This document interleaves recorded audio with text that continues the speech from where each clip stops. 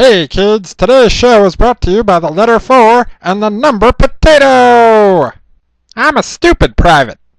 Hey Pony fan, time for another comic review. Today I'm talking about issue number 10. In the previous issue, Big Mac embarked on an epic journey in search of a precious resource.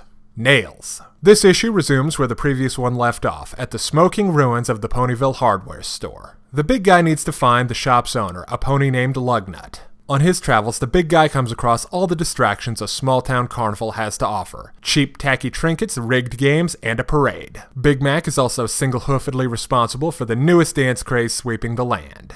Don't ask. Please.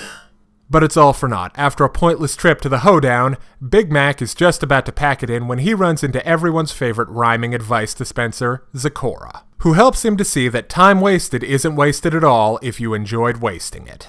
So, after a fun-filled evening at the carnival, the extra-large Apple runs into none other than Lugnut. Apparently, he's also out of nails, but Apple Bloom had a stockpile that he recently procured from the Apple family farm. And the comic ends the next day with the reveal of just where one of those stray firework catapult shots went. Yeah, this comic is pretty alright, don't get me wrong, I enjoyed reading it. But they might have used all their A material on the last comic. The focus of this comic is humor, naturally, but it's spread a bit thin, to be honest. Fleetfoot's back is a running gag, and they straight up recycle the head trauma equals love joke from the last one.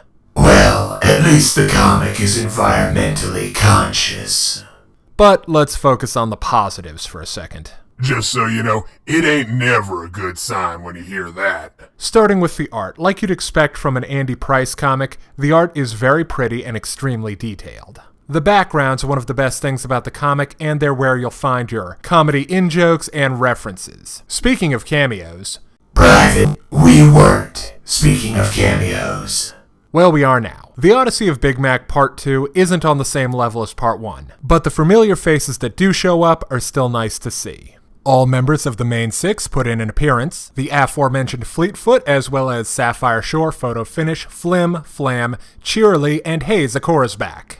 Again, it's pretty obvious the whole point of this comic is to give the extended cast a chance to shine. So, mission accomplished, I guess. Now let's take a look at Ronald McDonald's favorite pony, Big Mac.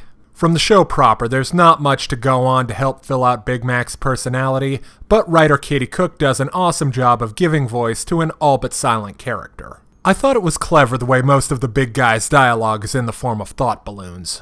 Now it's time to look at the pros and the cons about My Little Pony issue number 10. Coming from the creative team of Katie Cook and Andy Price is a big plus. The art and humor go hand in hand with the ever-funny MLP expressions, and don't forget to check the background of every panel because the humor there is solid gold. And giving Big Mac his own comic... Brilliant! Brilliant! Need I say more? Now for the naughty list.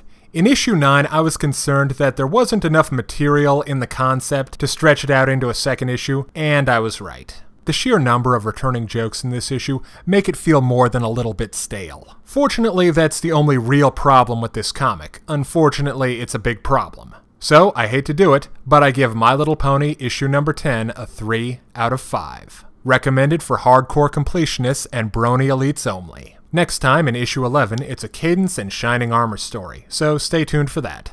Thanks for watching, I'm the Stupid Private.